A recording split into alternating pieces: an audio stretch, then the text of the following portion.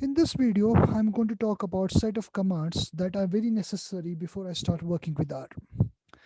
Now, the first one that I'm going to talk about is if I want to create a variable, let's call it y, that contains set of values, say for example 1, 3, 9, and 12. How do I create it? The simple way is writing y less than sign hyphen c and then all the values that y must contain 1, comma 3, comma 6, comma 9, and then I will put a brackets off and then I press enter.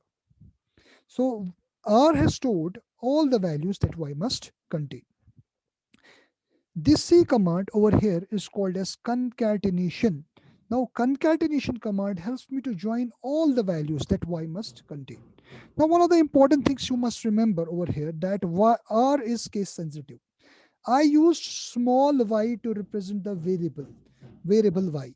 If I type small y, it is going to tell me what variables are in y, which values are in y variable. But if I type capital Y, it is going to show error. Why? Because I have used small y to represent the variable y.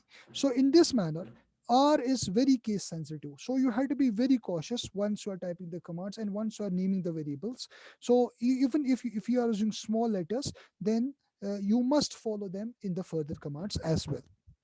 Now, the second thing that I want to tell you is about incomplete commands. Say, for example, I type 2 multiplied by 9 plus 4, and then I type minus,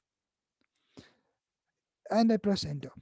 The R is showing, it's not showing the result, it's showing the plus sign, which means that R is telling me that the function you want to perform, it's incomplete. You have to give me something more so that I can perform the results. Now I suppose I press 3 and then press enter. Now it is going to give me the results, which means that you have to complete the complete function. You have to put in the complete function before doing any kind of a task in R. Now if you have to go to the previous commands or on the further commands, you have to use up and down arrows on your keyboard like this. I'm using up arrows. In a similar way, up and down arrows can navigate you across the commands that you already used. In another way, in if you want to store the commands, you can use new script over here. Now in this new script, suppose I type some commands. Say for example, 5 plus 9 multiplied by 3, or I type log of 120, or I type 5 multiplied by 2. Now if I want to run these commands, how I will do them, I will simply highlight them first. So I've highlighted them and then I press Ctrl plus R and I will get the result. In a similar way, I will highlight it first. Let me highlight it first. Wait a second. What's happening? And then I press Ctrl plus R, it's going to give me the result.